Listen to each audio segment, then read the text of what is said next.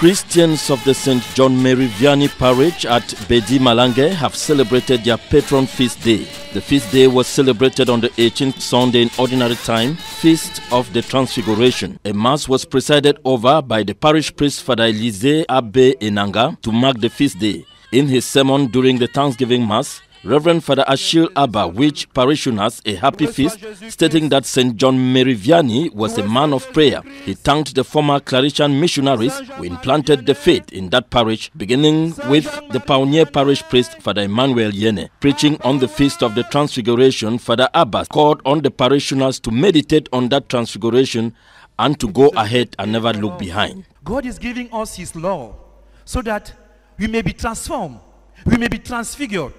And all of us, we know the law of God. Giving us His law, God is setting a kind of covenant with us. And in this parish, God is setting a kind of covenant, a kind of contract with us in our parish, so that with the law that He's giving us, He may help us to transform. He may help us to be new children of God. May we pray that the law of God continue to give us hope, continue to give us strength, so that we may continue to live as good children of God. During the Transfiguration on the mountain, the homilist went on, Moses represents the law. On the mountain, we have the second person, Moses. Moses is representing the law of God. God is giving us His law so that we may be transformed, we may be transfigured. And all of us, we know the law of God. Giving us His law, God is setting a kind of covenant with us. And in this parish, God is setting a kind of covenant, a kind of contract with us in our parish, so that with the law that He's giving us, He may help us to transform. St. John Mary Vianney, a French Catholic priest, is venerated as patron of parish priests and confessors.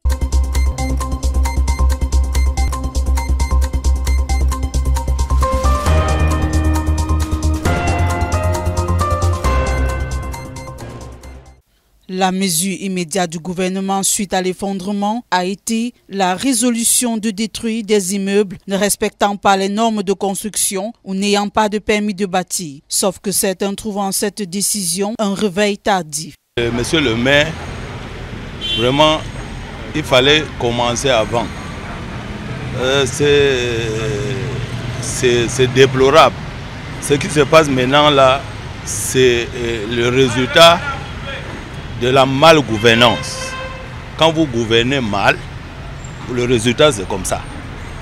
Comment vous vous engagez à casser les immeubles quand c'est déjà les immeubles qui ont déjà fait des années? Ce n'est pas normal. Ça veut dire que vous avez mal commencé. Il y a un plan d'urbanisme. Comment vous ne respectez pas vos engagements? Avant que quelqu'un ne mette l'immeuble sur terre, c'est à l'air là qu'on va casser. On vient vous corrompre pour construire sans permis de bâtir. Voilà, puisqu'on construit ces immeubles devant vous, vous voyez, sans permis de bâtir. Vous laissez 1 an, 2 ans, d'autres 10 ans, il y a même les 20 ans, vous vous engagez maintenant à les casser. Ça c'est le mauvais travail, je ne suis pas d'accord. 48 heures de préavis, plusieurs trouvent le délai court. Non, pour cela, ça ne me dérange pas, c'est bien, mais je ne sais pas trop. C'est juste parce que les immeubles là, les vieux immeubles là, vraiment, ça crée trop de poids. Avec ce qu'il y a eu là-bas en Bogoti, vraiment, on a beaucoup pleuré nos frères qui sont morts et ce n'est pas bien. Donc, ce qui fait que ça dépend si le Cameroun, le gouvernement décide de trouver moyen ou arranger ou bien quoi, ça n'a pas de problème pour la société. C'est pour faire avancer le Cameroun qu'il n'y a plus les dégâts que mettait la dernière fois. Beaucoup pensent aussi que la corruption va enfreindre à cette décision. C'est les immeubles des hommes de l'État. Tous les 16 immeubles que vous voyez là, on va casser pour qui et laisser pour qui? Puisque le permis de bâtir, là, d'autres immeubles à Douala ils n'ont même pas un grain. Lorsque ça pousse, aucune personne ne passe même pas. Quand quelqu'un passe là-bas pour le contrôle, on l'appelle par téléphone que vous ne passez plus là-bas. Juste c'est que ça, on met ça à 5 niveaux, 10 niveaux. Donc on va casser pour qui et laisser pour qui. À noter que près de 500 immeubles sont concernés dans la ville de Douala.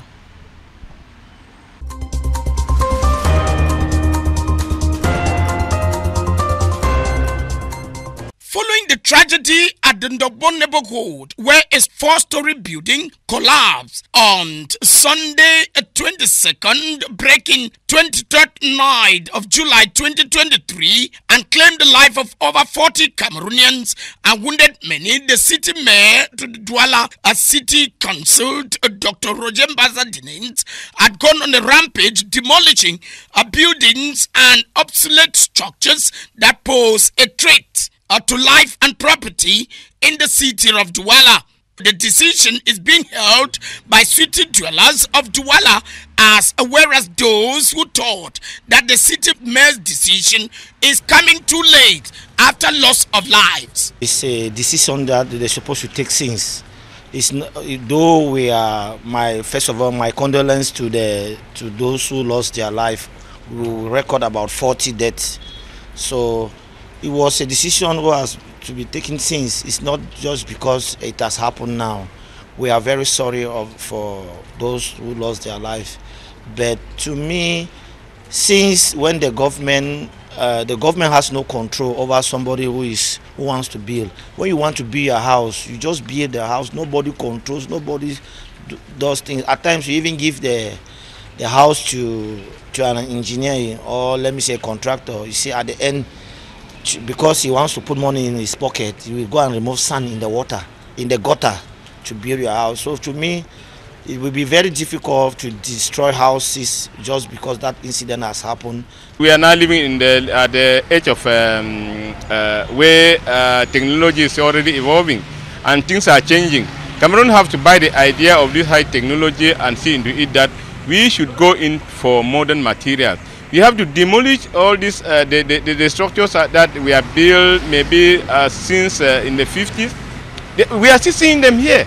We don't just have to keep on looking, because I know when they put it down, people will keep on protesting or whatsoever. They don't have to look. But normally when they are demolishing, no, it has to be accompanied with help. It's not that they have to go and just put it down. People are not, the Cameroonians, we don't yet first of all have such a knowledge. We need to go in for standardization.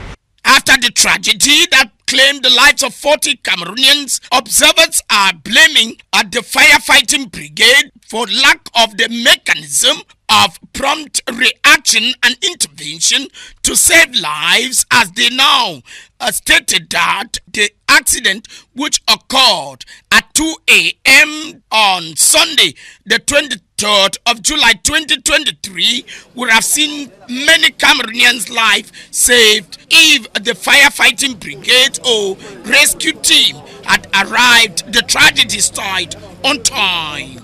Many are questioning the competency of the firefighting brigade and rescue teams in Douala, which they describe not to be proactive and pragmatic when it comes to man-made or natural disaster in the city of Douala. But the city mayor, Dr.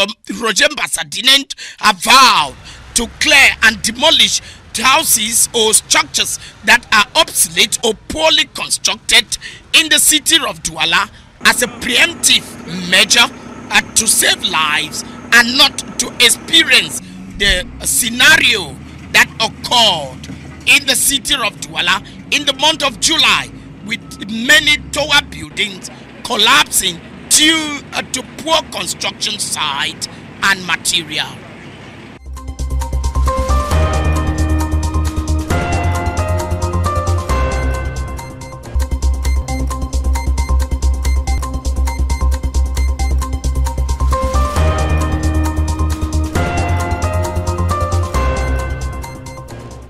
La 37e édition des Journées mondiales des jeunes s'est refermée à Lisbonne, au Portugal, le dimanche 6 août 2023.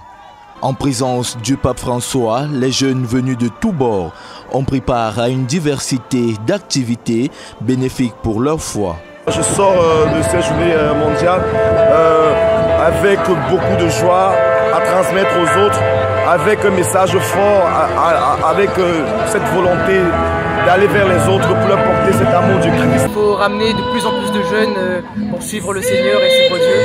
Et donc voilà, dédicace à vous, le diocèse du Cameroun, pour l'accueil des dédicaces. Voilà.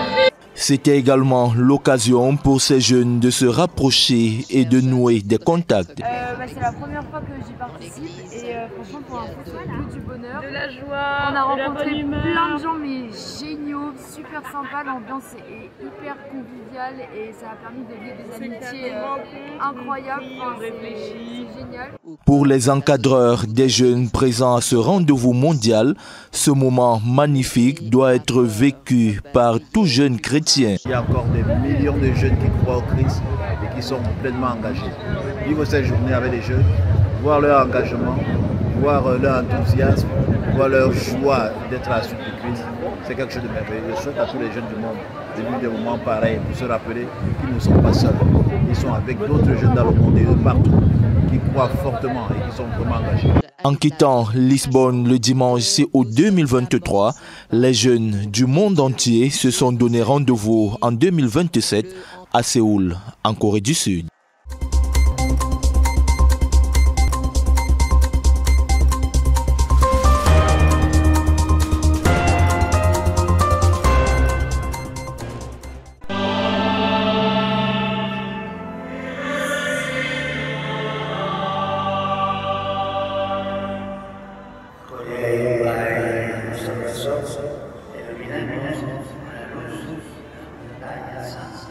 Les Journées mondiales de la jeunesse se sont terminées ce dimanche 6 août à Lisbonne, au Portugal, par une messe géante présidée par le pape François. Ce rendez-vous de la jeunesse catholique du monde entier a rassemblé près de 1,5 million de personnes pour cette messe. Sous une chaleur écrasante, la grande messe de clôture a été célébrée en présence de 10 000 prêtres, 700 évêques et 30 cardinaux. Dans son homélie axée sur les tests de la solennité de la transfiguration du Christ, le Saint-Père a proposé aux jeunes 3 conseils. Briller, écouter et ne pas avoir peur. Jésus transfiguré, son visage devant brillant comme le soleil. Nous avons nous aussi besoin de quelques éclairs de lumière pour affronter ce qui nous assaille tant dans la vie. A relevé d'emblée le Saint-Père qui a invité les pèlerins à être des jeunes rayonnants qui portent partout la lumière de l'Évangile et allument des lueurs d'espérance dans les ténèbres de notre temps. Poursuivant sa méditation, le souverain pontife s'est ensuite arrêté sur l'écoute, montrant que toute la vie chrétienne se résume dans ce mot, le dernier que le Père prononce dans l'Évangile de Matthieu, écoutez-le. Écoutez Jésus et prenez garde aux égoïsmes maquillés d'amour, a mis en garde le souverain pontife. Sois sans crainte, le conseil du pape François a résonné dans tout le parc du Tage. Après avoir remis la croix des JMJ aux représentants des jeunes des 5 continents, le Saint-Père a annoncé le lieu et l'année où se dérouleront les prochaines journées mondiales de la jeunesse. Ce sera à Séoul en 2027. Les Sud-Coréens présents à Lisbonne ont hurlé de joie.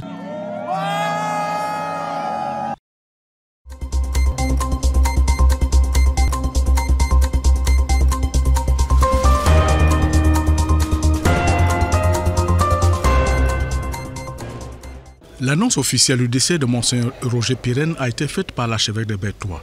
Monseigneur Joseph Atanga a ainsi confirmé une information qui n'était encore qu'une simple rumeur. En annonçant cette triste nouvelle, Monseigneur Joseph Atanga a saisi cette occasion douloureuse pour inviter toute la communauté chrétienne à prier pour le salut éternel de Monseigneur Roger Pirenne en attendant le programme des obsèques. Monseigneur Roger Pirenne est rappelé à Dieu, laissant derrière lui des milliers de fidèles éplorés qu'il a nourris de la parole de Dieu tout au long de son ministère. Monseigneur Roger Pirenne a aimé le Cameroun jusqu'à son dernier souffle. Il a servi l'Église catholique au Cameroun avec un zèle apostolique exemplaire. Ordonné prêtre le 3 août 1958, le jeune missionnaire de la congrégation du Cœur Immaculé de Marie est envoyé en mission au Cameroun, notamment à Yaoundé, en 1969. En 1981, il est affecté à Domentan dans la région de l'Est, puis à Batouré en 1983 et ensuite à Yokadouma en 1991. En 1994, il est nommé évêque du diocèse de Batouré et en 1999, il est nommé archevêque de Bertois jusqu'à sa renonciation le 3 décembre 2009. Monseigneur Roger Pirenne laisse l'image d'un pasteur dont l'annonce fidèle de l'évangile était une tâche prioritaire. La parole de Dieu était le fil conducteur qui lui permettait d'orienter sa pastorale. Pasteur d'une rare humilité, Monseigneur Roger Pirenne était aussi un accompagnateur spirituel discret qui nous rappelle la rencontre de Jésus avec les disciples d'Emmaüs. Que le Seigneur l'accueille dans son royaume.